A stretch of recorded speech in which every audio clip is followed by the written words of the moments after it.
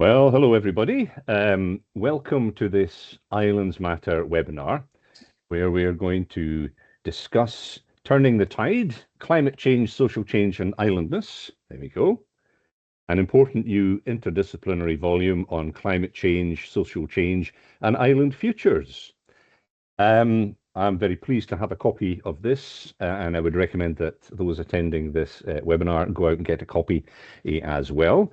Turning the Tide is a timely interdisciplinary collection that asks us to understand climate change not only as a scientific or environmental crisis, but also as a social, cultural, political, and moral one. And I think its central strength lies in shifting attention from abstract planetary crisis to lived island experience, how climate change is felt, narrated, resisted, adapted to, and reimagined by islanders themselves. The volume also challenges the familiar portrayal of islands as passive, vulnerable, or disappearing places. Instead, it foregrounds islanders as knowledge holders, cultural innovators, political actors, and makers of climate futures. And in doing so, it places islandness at the center of climate thinking rather than at its margins. And I'm very pleased that we have some of the authors with us today to discuss this really important work.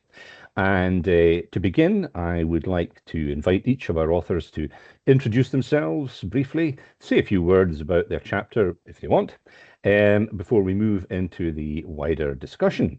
So I can see the faces, eager faces there, and we'll ask Laurie to start off.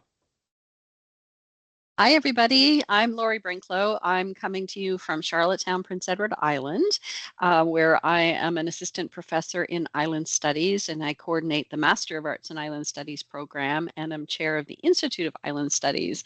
And because I'm the chair of the Institute and de facto publisher of Island Studies Press, I popped the link into the chat where you can actually find the book. And please let us know if you would like to get one from wherever corner of the world you are, and we'll make sure that it comes to your hands. Lovely to be here. Thank you very much indeed, Laurie. And next we have Eric.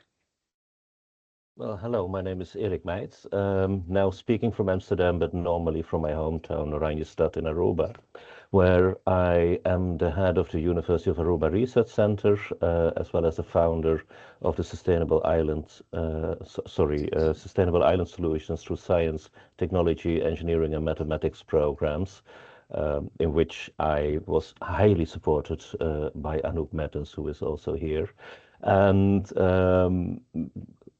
together with Laurie, Anouk, and Jean, we have edited this new volume, and the last chapter, upon which I will come back later, is a chapter that is really about what Andrew Jennings just said, the importance of seeing the islands and the places that we live in as lived realities that are at the center of our being and are, of course, at the forefront of climate change, but as that is the place where we live, also the place where the resilience of the island communities can be found.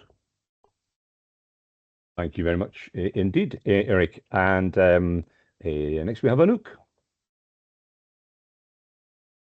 Hi, good afternoon or morning or wherever you are. I'm Anouk, currently speaking from Melbourne, Australia, but I'm normally living in Belgium, Europe.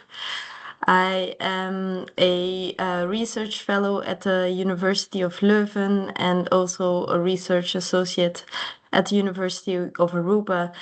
And I've been involved, in co-editing this book. But before, I was working indeed with Eric on in the system program, and then later with Laurie and Jean on organizing the Turning the Tide conference, and then moving on to editing this book. And thanks, Andrew, for giving us this opportunity to present this book.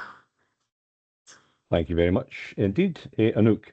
And we also have Jean.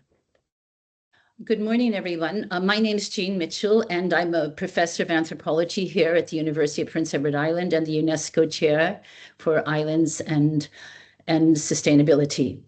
And Andrew, did you want us to mention our chapters? Yes, please do, Jean. So my chapter is about how climate change is unfolding in Vanuatu. I have been working in the Pacific for 30 years, doing anthropological research. So the book is about the chapter and is about how the cascading effects of climate change. So we often think of a cyclone being a singular event, but I've been able to have the opportunity to go back over 3 consecutive years after a major cyclone and see how much has changed. They're very nuanced changes, but they are long-lasting changes. And so we can talk about that a bit later, but it's an indigenous area of the world. So that's another theme that is important in the book. And so is the local. The islandness is about the local.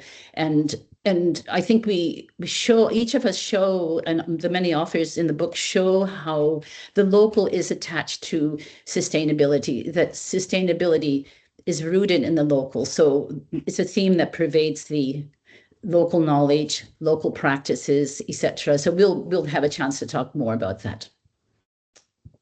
Thank you very much indeed, Jean, and thanks for sort of introducing a couple of themes that we're going to follow up in our discussion. So the way it's going to work is that I'm hoping that our guests are going to engage in conversation, answering questions that I will set, but also ask each other questions and follow up some of the themes that they have been researching.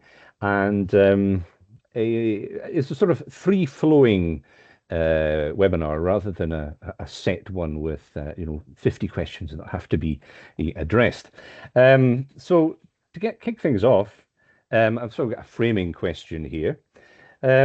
Climate change is often discussed at planetary scale through the language of carbon, sea level rise, projections, risk, and adaptation. And your volume brings that discussion down to earth, and more specifically down to the shore, the garden, the reef, artwork, the law and labor systems, and community meetings. It asks what climate change looks like when viewed through the island experience or the island lens.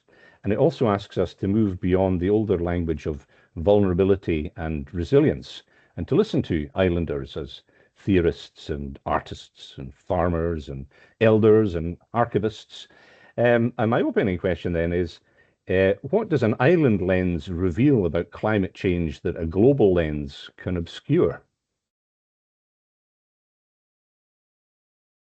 Well, if you allow me to say something about this, the first thing here is that, and this is so important, that as we live and work in islands, there is this extremely high level international discourse on climate and climate change and all climate mitigation actions. But it's really fraught in that international discourse that really is not recognizable at the local level. So if you start not talking from the top down, but from the bottom up, you start talking from place, from custom, from local practice, and you also start understanding in what ways you can engage communities. Now, what we've tried over the past 8 years in the Turning the Tide conferences, so we started, I think it was 2018 in Aruba, that we did it the first time. We revived it after COVID. 2023, then 2025, we moved to Prince Edward Island with a conference, and every time we engaged in a conversation on local practice, understanding local connections, but also connecting between the islands. And that is something that we very often don't have the luxury of doing. So if you live in an archipelago, there is a connection between the different islands in the archipelago, but there is little inter-island learning, except for on platforms like this. And having that conversation between the island territories that have engaged in the Turning the Tide conferences has really elicited a new discourse that is really about resilience in place, but also the processing of laws in place. Laws of access to the beaches, for example, laws of natural resources, laws of cultural practices, of course. And sharing that in itself is already something that has a, if not a healing effect, at least an effect that it gives you, it makes it very clear that you're not alone in this and that you start to recognize patterns. Mm. And that is an extreme strength that we see reflected in this book, in these reflections that come from the local, that do not start from, oh, the global sustainable development goals, this is so wonderful, let's all bang the drum and raise a flag, but really look at what is so specific about our own context. And how does that translate into the poetry, the music, the painting, the stories, and the way we engage with nature and culture in our own place. So yeah, this is just my take on the importance of the local. But Laurie, I see you nodding a lot, so I may have to start shutting up. Oh no, please! I could listen to you all day, Eric. It made me think about how I heard the term yesterday called recency bias, which is where you're focusing on something because it happened to you recently. So these climate events are waking people up, right? You might hear about things around the world, but if it happens to you and it's happened recently, it wakes you up to what is going on around you. So we in 2022 experienced a major hurricane, the worst one that Canada has ever experienced, and called Fiona. I know that it also affected the Caribbean when it went through there as well. And um, it has made people really aware that we now have a hurricane season here, and it makes us aware of climate change in the rest of the world. So what you're saying, Eric, is so valuable because it's happened personally.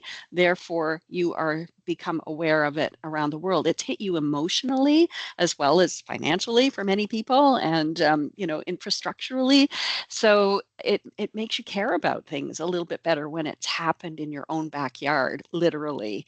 And my chapter, one of the things that I love to do is engage with art practice of things that I care about, and then I recognize it in things that other people care about. So I have been looking at climate art and writing and music to see how people are engaging with their feelings of, in many cases it's emotional distress or nostalgia, something called solastalgia, where you are mourning what's happening to the world because of climate change. And so looking for, there's films, there's art, all of these ways of expressing this that go beyond the factual things because they're engaging with people's emotions.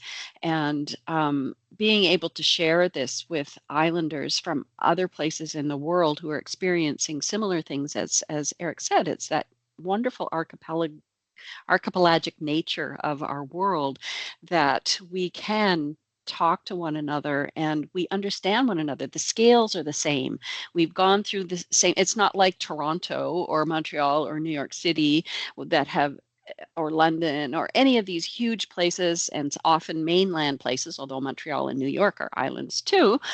But you end up being able to relate more specifically with people of your own size and your own experience living on islands. And so when we talk about Islandness, which is in the title, it's looking for those shared experiences that only we know about because we live them every day.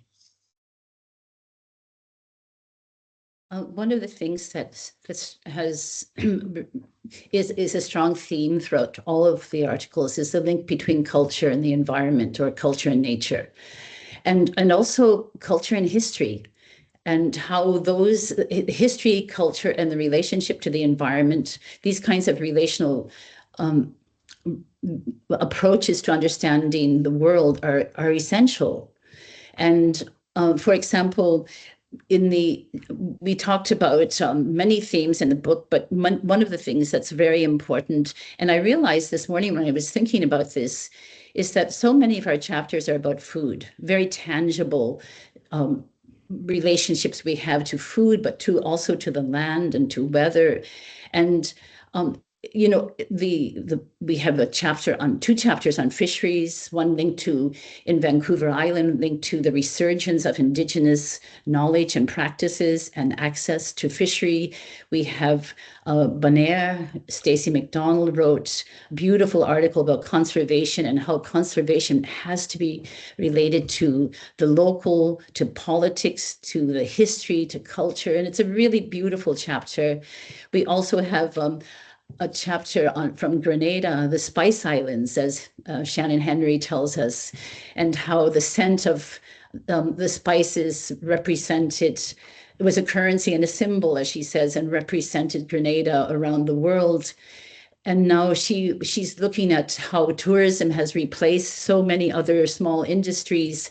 And in fact, she's most interested in thinking about regenerative agriculture and the circular economy.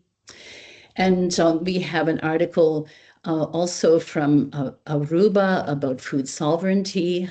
How can islanders get hold of the food, more control over their food supplies, and can they grow more food at home? And what are the obstacles? What are the possibilities? And I think that's one of the strengths of this book, is that we look at the possibilities too. We the writers present possibilities for the future. So it's not just about the past, which is, everyone agrees in this book is essential, especially because of colonial relationships in so many of these islands and ongoing injustices. But it's also about how can an island, this former Spice Island, become again a place of dynamic food systems. We also have, for example, Vanuatu. I talk about food, have to talk about food, a country that has this fantastic knowledge of horticulture over 3,000 years, and they actually propagate the same yam even today. And there's a link between planting yams and the environment. When the yams are planting, you cannot eat turtles, you cannot fish certain kinds of fish or shellfish. So it allows, again, that regenerative capacity of the environment, but it's safeguarded by both the yam and the people. So also, this brings up the subject too of labor. And Eliza McLaughlin, a young scholar from Prince Edward Island, has been very interested and involved in the migrant labor situation here. We now rely on migrant workers from Jamaica, Mexico, and other South American countries to grow our food, harvest our food. And she talks about the inequities built into the migrant labor system. And one of the things that she says is that when we talk about food and the environment, we have to, there's so many political issues that are involved and issues of injustice. And so it's not just that climate change is unjust, but it makes visible other kinds of injustices that already, or inequities that exist. And also the same situation occurred in Vanuatu. Now, New Zealand and Australia are in need of migrant labor. And so now some of these gifted horticulturalists are now working on corporate farms. And the villages are empty and the yam is not growing because it's labor intensive. So there's all these very nuanced details that the chapters, most of the chapters have, and it's those nuanced details, as Eric and Laurie are saying, that give an embodied understanding of what it means to be an island in a particular time and place. Thank you. Anouk, I'm sure you have lots to say. Oh, it's always difficult to come after you, Jean, with such wise words. So thank you for it.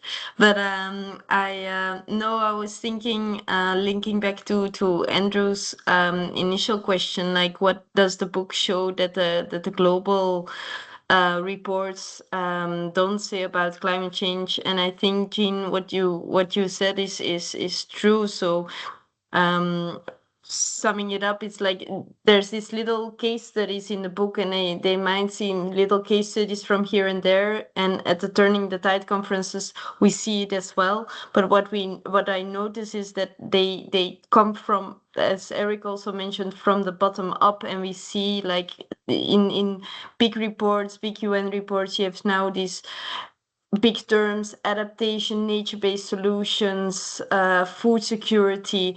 But what we learn in the book and what we learn during the Turning the Tide conference and these conversations is what it really means indeed for the islanders on the ground, and also how these big terms can be translated really to also what fits the needs of the local communities, like what do these local communities actually need, and how can we somehow, can they even relate to these terms, and if so, how? So those conversations are really taking place in the chapters, but also also during the conference, I think. So that's something I wanted to add. Thank you very much indeed, Anouk and Jean, Laurie, and Eric.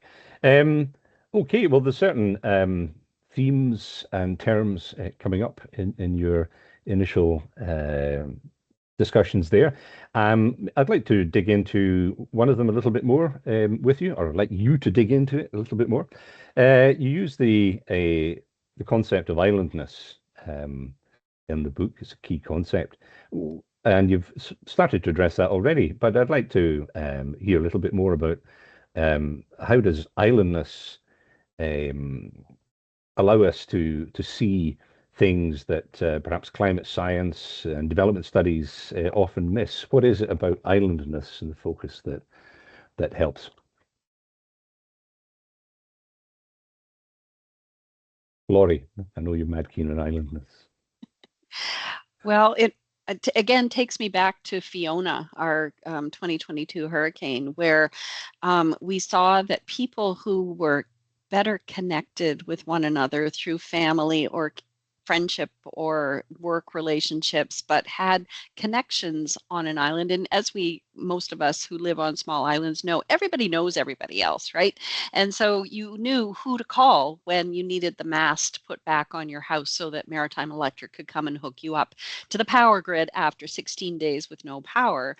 And you knew who to call if you were on the third floor of an apartment building with no elevator and you didn't have any food, or you were cold, but if there were people who were outside those networks that didn't fare as well. And so we talk about islandness as a form of resilience in some ways, in many, many cases. I hear this in the Caribbean islands. I hear this in Newfoundland, the North Atlantic islands. When there's adversity, people will come together to work together. And it's just part of your survival mode. You go into survival mode, you think about each other, you care about each other, and you come to help. It's that lifeboat mentality where people work together. But if you're outside it, then you aren't part of the web and you don't fare as well. And so you don't have as much resilience. So I love to think about islandness in the positive as our superpower. It's something that we can harness, and it leads to well-being. It leads to feeling like you belong in a place. So how can islands use that knowledge and use that superpower for the good? And I know islandness, there are lots of negative aspects as well, like gossiping. Everybody knows everybody else's business, but at the same time, there's a positive side to it. Yeah, I know your business. I know you're struggling. I'm going to come and help. And so that's just one aspect of islandness that we see in the climate change discussion, that people will work together because we are better connected. That's just one. I know others have lots. There's an example from the Pacific in 2015 in Vanuatu and other islands. There was a record-breaking cyclone. There had been nothing in living memory or any in records that could equal the ferocity of this cyclone Pam in March 2015, just before the harvest. And the southern islands were so hard hit. There were 300 kilometers per hour winds for 12 hours, hovering over 3 islands. And so after the storm ended, there was no, of course, way to contact islands from the center.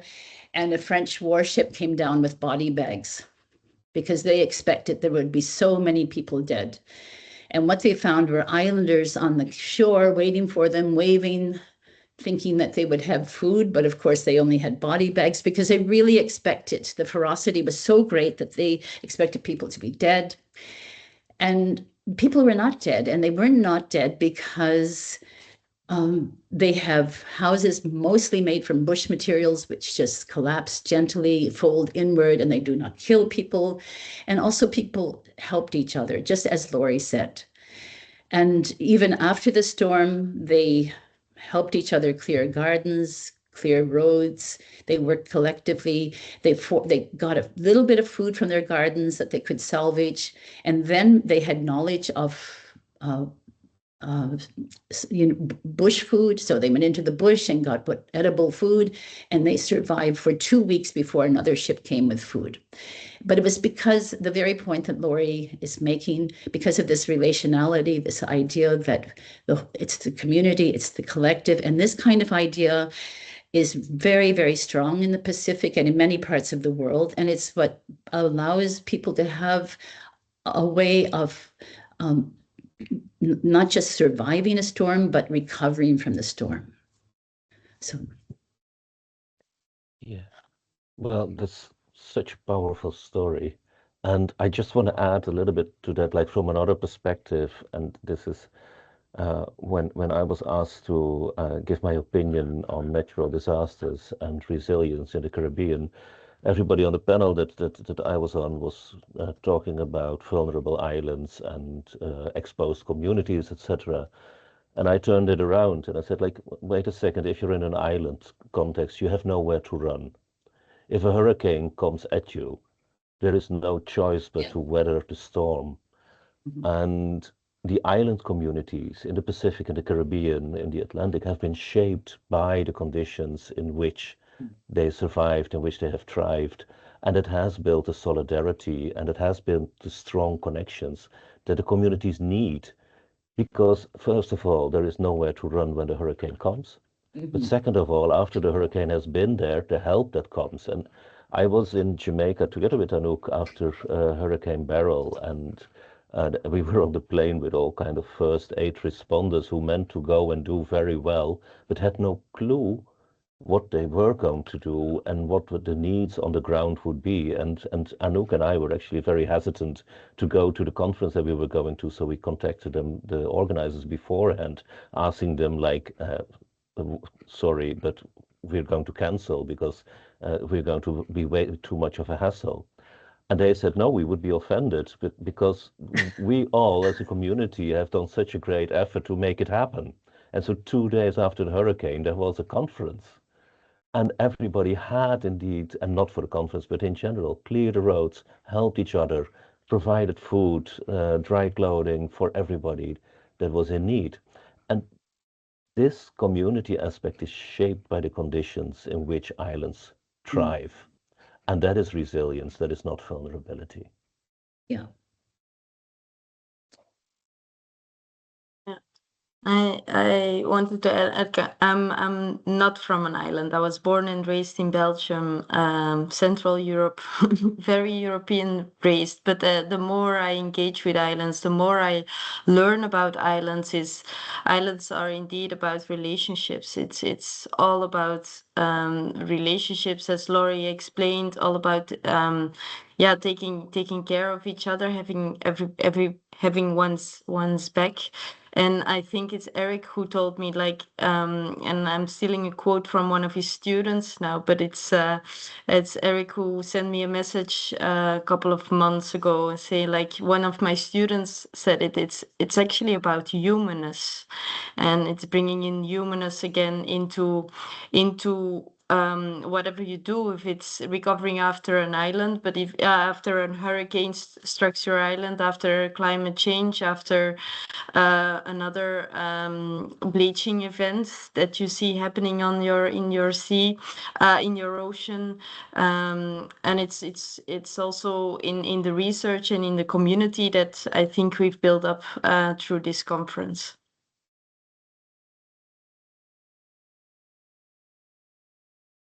Thank you very much. Can I just add then that Yeah. one of the beauties of island studies and doing this work is that it is scalable. the things that we are learning on small islands and the ways of resilience can be scaled up and over to other communities. And so I just absolutely love this about this discipline, that you start small, you start with a microcosm, and then it can grow instead of so many top-down strategies that have been imposed upon islands for years, right? We feel that here in we're part of Canada. We're Canada's smallest province, and we're always known as Canada's smallest province. Yet there's so many wonderful lessons of things that are happening here that people can learn from, and that's one of the beauties of what we're doing, is being able to share those small lessons that can be made into big lessons for the rest of the world, because as we know, Earth is an island in space, right? So yeah. Just to add to the humanness, the specificity of humanness in islands, where care and collective concerns are a theme in so many of the islands around the world, and also a concern for other creatures, for the beyond the human or the other than human, or the multi-species approach, where we're say making sure turtles can be protected, or a yam has a spirit that brings a community together. This idea of a going beyond human exceptionalism to looking at the agency of creatures and objects that are important to people. And that also reminds me of the article on heritage, and how heritage is absolutely essential, not just for preservation of the past, but for survival in the future. Because the article by Mancado and Pombo show that heritage is so much related to a vibrancy of culture, and the link between culture and the more everyday quotidian practices that people have. And they also, in their study, showed that people are really interested in preserving their culture.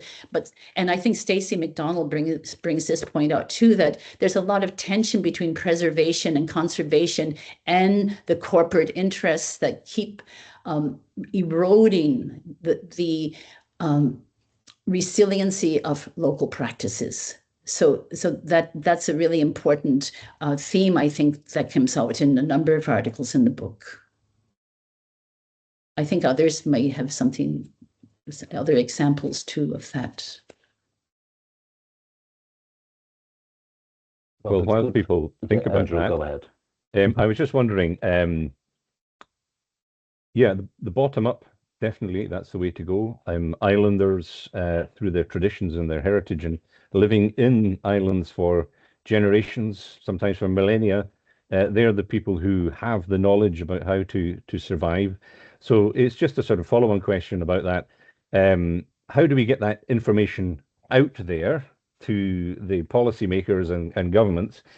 And also, how do we speak honestly about danger, damage, and loss that climate change can bring, without reducing islanders to victims or islands as doomed places? Clearly, this book is one of these. That's part of it, but what else needs to be done? Well, first of all, I think that this kind of dialogues is very important. Just getting the dialogue going and understanding that indeed some communities have a very short-term connection with the land where they live. I come from Aruba, and the whole of the Caribbean is an example of being the product of the times of coloniality, where indigenous communities have been replaced by newcomers in different ways, in different constellations. And it is very important that we realize that standard continental solutions for social integration and for nature conservation and for building community practices do not work in contexts that are the product of so much disruption, but also don't work in island context where you have like a 1,000-year tradition of fisheries or of working and living with a land. So that is the first thing that we really have to realize, that there's no standard approaches, standard solutions, and that you have to look for the ranges of practices and the ranges of forms of engagement with place.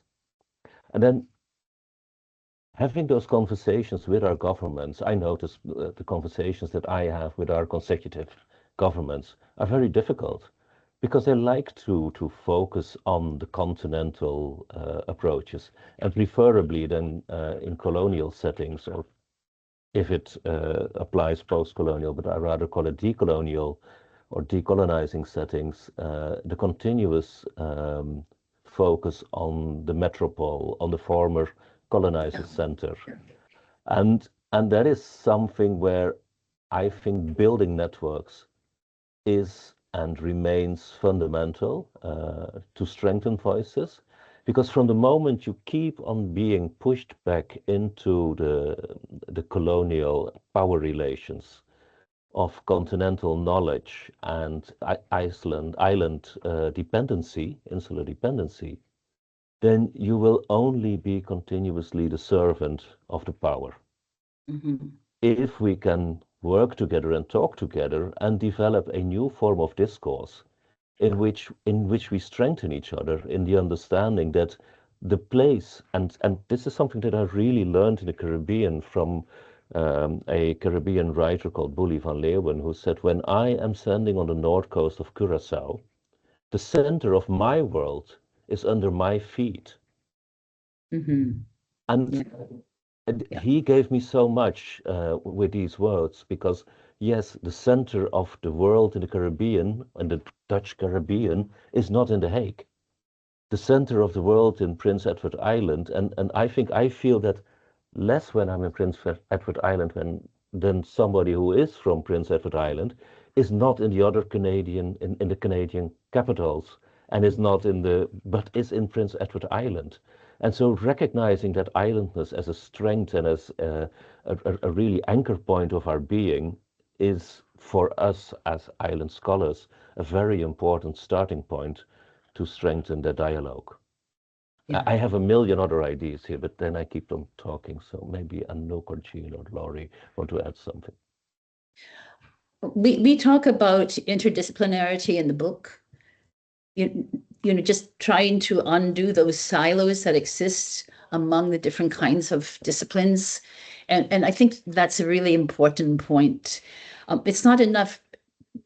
Stories too, we talk about in the book. Stories captivate people. They enchant people. They draw people in. So storytelling is a really crucial way, I think, to relate to humans all over the world. Tell stories, and certainly islanders have lots of stories. So I think that respect for the diversity of knowledge is also really important, because as Eric's saying, there's a kind of monochrome approach or dominance built into the epistemologies, and they do not look at the epistemologies of local peoples as important. And there are different ways of looking at climate change and different ways of thinking of how to adapt to climate change. The discourses are emanating from the center still. And islands are often seen as minor satellites, if at all a satellite. So I think there's a combination of things Laurie and Anouk will also, of course, add to this, but this knowledge that we have something to learn from islands, which is, they're not just holiday sites. They are really, they store knowledge that we have lost.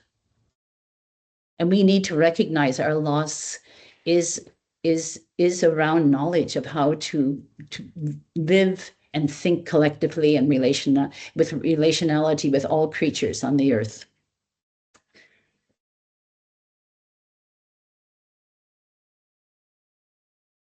Thank you, Jean. I think Anouk looks as if she's wanted to say something. No, I wanted to second that. I think building this community where we feel the same ideas of that islands have something to offer, and we can bring this forward with a stronger voice. through books like this, but also through the conferences and through further engaging with this society, with this community, even though we're very far apart, can really help to bring that message forward and to really bring change. And I think that's reflected also in the last chapter, where we speak about connecting voices, that Eric mainly was a lead author there. So he might want to add on this afterwards, I'm not sure. But yeah, I just wanted to second that opinion on keeping connecting, keeping pushing that message forwards as a community. Can I just add, I think it links back to your original question, Andrew, about how we can impact the world, to make these changes. And it takes me back to, I can't remember which COP, if it was 2014, the Paris Accord, or in 2018, when the islands came together, and all these tiny, tiny islands that were being severely impacted by climate change and sea level rise, urging that we keep the rise in temperature to 1.5. And they actually did it. They influenced the meeting by working together. And I remember hearing lots on the radio. The CBC, our local, our national broadcaster, was interviewing all these people from these tiny islands from around the world, saying, "Look, you guys did it." And it was this coming together in this big forum that actually made a difference. Whether it's, I think we've exceeded it now, but we held it back for a little while. And I also having policy makers become part of our circle. We're academic researchers and we're teachers, and influencing those minds that come to us to learn about islands. I've often said that I will retire when one of my students becomes premier of Prince Edward Island, because I'm thinking that if they can come to government and policy making with this island mindset that puts islands first, and the lessons that we can learn from these programs and from one another, we can actually make a difference at the higher level from the ground up. I'll just add quickly too, I think one of the ways in which we try to expand thinking around our conferences is to make sure that young people have voices and have places, and that's I think one of the signifying aspects of our conferences, and also in our volume, to have their articles included as well in volumes or in final in journal articles. So I think that that's one thing that I think we're all really proud of. And Anouk mentioned Eric's piece that you put together, and this would be a good time to talk about that, Eric. Cool. So, well, the whole idea behind that chapter really roots into this idea that, first of all, especially young island researchers are very often silenced because they are supposed to study in the metropole. I'm talking about the Aruban students, for example, where I come from, that leave Aruba, leave their place, leave their context, leave their attachment to the place, and go abroad to study. And then in that context where they go to study, they're always told that their backgrounds and their linguistic capacities, because the students speak another language, is not enough for the context in which they have arrived. And the knowledge that they have is not being acknowledged because they have to learn for continental industrial context. And then coming back, they feel that they have nothing to add to the community, which is absolutely not true. So what we tried to do actually at the conference in Aruba in 2023, and the stories in this volume come from that conference, is bring together a group of young researchers, young people that are studying islands from different perspectives, from different disciplines, from different contexts, and some from islands and some not from islands. And actually, this is a very important one, and Anouk played an important role in that, because Anouk was always like, how can I say something if I am not from an island myself? So Anouk was self-silencing. And having that dialogue and having that conversation in which we emphasize that we have to strengthen our own understanding that we have a story to tell, that we have a very strong story to tell, but that we also have to be honest about where we come from.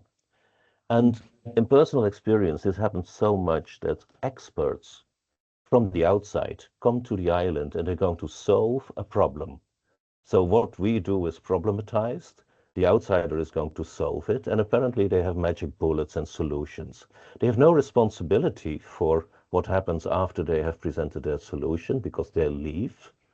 They have no idea about the capacities of the community. They have no idea about even maybe where to get food or where to sleep, but also not who can really implement what their solutions would be.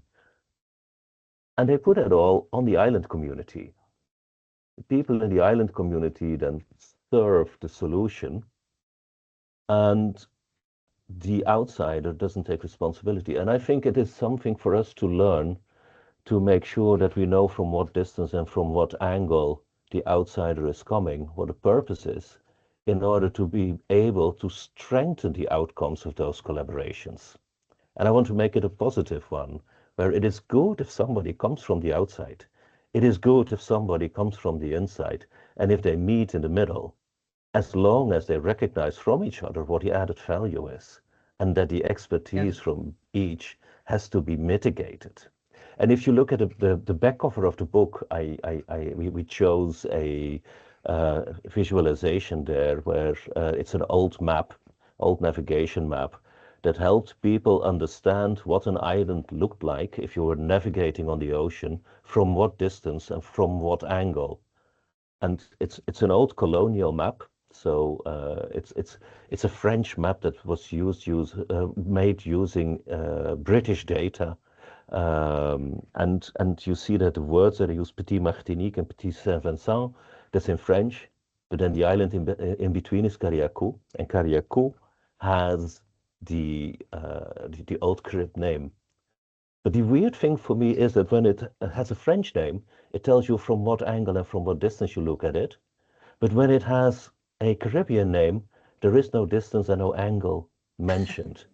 Then all of a sudden that is not relevant anymore. And that's like, we need to learn to stand up for our own positionality as the islander in context, who knows?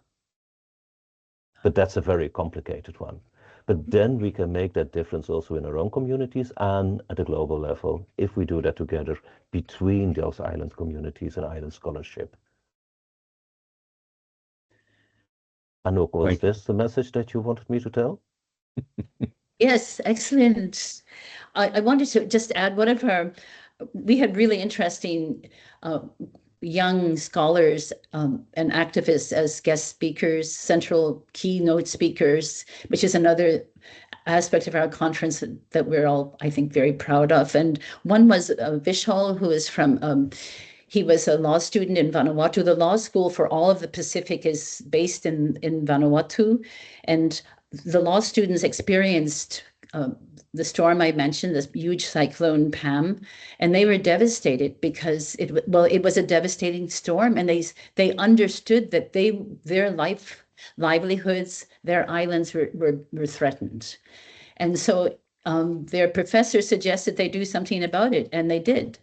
And over a 5-year period, they garnered support from over 100 nations, and they took their issue to the International Court of Justice. And in December 2024, Vishal stood up and gave the last speech for the delegation from the Pacific and the many other nations that had joined. And he evoked the metaphors and practices of the Pacific in his speech. And he said, "We are governed by the stars, and we are wayfarers," because nobody believed, the scholars did not believe that the Pacific Islanders settled all those islands over thousands of kilometers with very kind of low technology canoes. They just didn't believe, the scholars didn't believe it at all until about 30, 40 years ago. And so so it's almost unbelievable that what this group of youth did, just with this passion that they needed to have their case heard, that transboundary harm is going to destroy their way of life. And the International Court agreed with them. Now that's a non-binding, but it's a non-binding judgment, but it has the possibility of reshaping environmental law. Now Trump, of course, is trying to squash it, but you know, it's an amazing thing. It's amazing what young people can do. And it's a feat, just as the settlement of the Pacific Islands is regarded as one of the most spectacular feats of humanity. And here's this group of young people brought all these nations together. So, you know, there's so many possibilities. I think we feel the possibilities of from doing this work, and it's exciting. It certainly is, and some wonderful examples there. I asked in the chat if anyone had any questions for you, and my PhD student Maureen has got one. She says, given the likely global temperature rise above 1.5 degrees, despite what was supposedly agreed, do you have any insights from the islands that you study regarding adaptation to climate change as a priority now rather than mitigation? Which talking about region lessons do that you we want to can learn start in? Yeah. Well, Eric, you've spoken up. Okay. Well, what I see is a very strong uptake of policy action, which is fascinating. So climate change panels are being established. People talk about it, and that is throughout the Caribbean. But really, climate adaptation is a thing that is split between the private sector and the public sector. And I want to give you something there, that we see new hotels being built in Aruba, and in every new hotel, the lobby is on the first floor. So not on the ground floor, but one up. And it is as if it is constructed for sea level rise, for changing weather patterns. At the same time, we were just talking about food. If I look at the way people talk about food security, everybody forgets that there's this really complicated double-edged sword of food security, local food production being continuously under threat of changing weather patterns, but also the dependency of international food trade for food security being under the same threat as an island state. Because the first one to be forgotten is the island when it comes to logistics. Yeah. So you want to find balances between these. And I do feel that this kind of adaptation measures to climate change are really still way too much like forgotten, especially as the priorities all the time. I mean, take the context of Aruba, close to Venezuela, where the Venezuelan refugee crisis has been as big. The immediate crisis of today is continuously there. That is typical for the island. And so how do you start long-term planning for climate change adaptation if you continuously have to deal with a crisis at your doorstep? That is something that we really have to discuss together and learn. And Jean, I think that you can talk about the context in Vanuatu in the same respect. Yeah, definitely. Yeah. I think one of the things that I noticed after major cyclones, there is an intersection between climate change events and precarity. There is that. So for example, now we have laborers, you know, these horticulturalists are now laborers in Australia, and villages are vacated of these, you know, able-bodied people that are needed to make food gardens. And we also saw in Eliza's chapter that people from Jamaica and Mexico and other countries are coming to Prince Edward Island to be migrant laborers because of climate change effects in their home. So climate change, there's these effects that are not immediately evident, but they are changing they're changing daily life and what can be grown. Gardens are smaller, they're less diverse. And it was that diversity that really saved gardens over millennia. So we don't want to, at the same time, as Eric just pointed out, we don't want to, diminish the kinds of challenges that islanders are facing. But we want to also look at the knowledge that they have, and that their knowledge is a kind of cultural adaptation. It's an adaptation to climate change, and the loss of traditional knowledge is, of course, a real problem, and it's a real concern among elders all over the world. So it's very complicated for sure. And interconnected. And the local and the global are interconnected all the time in our, I think, an example. Sorry, Andrew. Thank you, Jean. We're coming close to the end of this wonderful discussion. So I have, I suppose, the final question. It's a really wonderful book. It's not naively optimistic, but it's hopeful.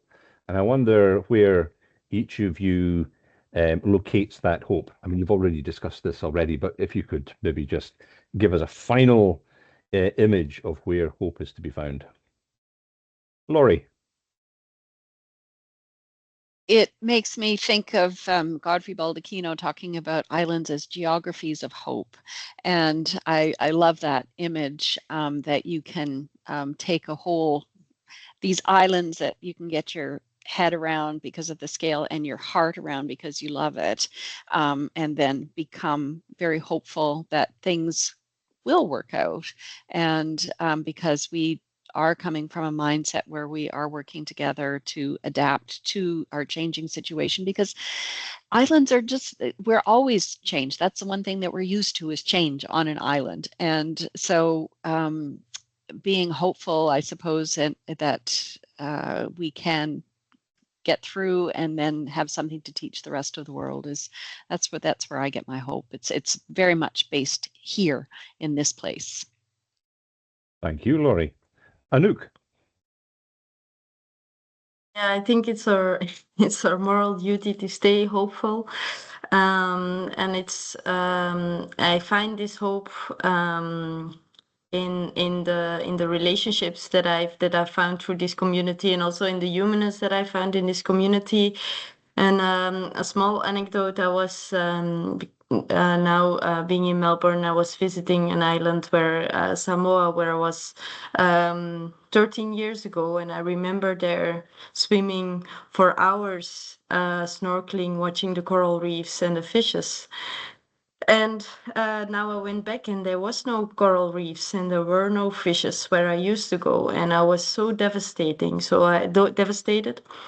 And so I told Eric, I think, about it, how devastated I was, and he showed me again, like, yes, but there's also places of hope, because here and there coral reefs were destructed, and you see new corals coming up in this new coral reef restoration project. So don't give up hope. And I think that's indeed what this community brings, is like, okay, we see something happening on some place, but we see another solution popping up in another place, and it might work, and new solutions come from bottom up and might work on different islands. And if we keep on sharing these positive stories, we have to stay positive and keep hope. Yeah. Thank you very much, Anouk. Jean. I think for me, it's, having clearly I spent 30 years going back and forth between the Pacific and here. I think it's the people and their knowledge, their different way of looking at the world that has been so profound for me. It's just a different understanding of the world, it's a different world that they have than the one that we occupy or inhabit here in a certain way, because they still have this connectedness to nature and to each other, and they want to keep that. So many people want to keep that, and I'm just so impressed with the way that they, despite all of the difficulties they face, they have managed to keep knowledge that is still dynamic and valuable, and that we could learn from. We must learn from, in fact, if we want things to change. Thank you very much indeed, Jean. And Eric? Well, a last one, and I really want to tie into that traditional knowledge and the way people have built a balance with nature. If you speak about ecology and about the loss that Anouk is talking about, in ecology we speak about death by 1,000 cuts, all small acts that add up to the point that the ecosystem collapses. And it's very difficult to restore an ecosystem. But one thing I've learned is to turn that narrative around and to turn it into revival by 1,000 kind acts. Because one big intervention will not do it. No. Every big intervention is disruptive. Yeah. But if you look at island communities across the world, you see that the communities that have had the time to build that balance with nature have learned to care for themselves in that natural surrounding, but also with that natural surrounding, taking care of the balance of fish stock, taking care of the coastline, taking care of each other, and that's where I find my hope, and I hope that we can foster young communities that can build on that. Yeah.